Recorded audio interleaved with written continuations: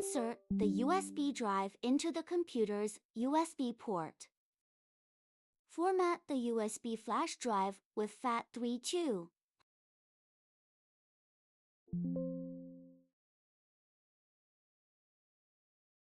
Save the APK software sent to you separately to a USB drive.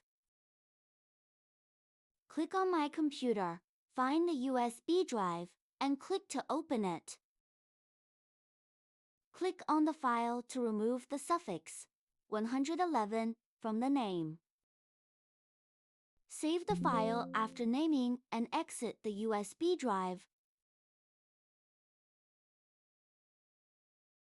Insert the USB drive into the host's USB port.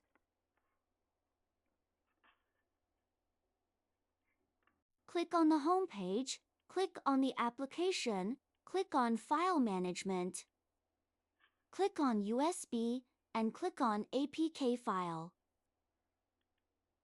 Click to install APK. Click to complete.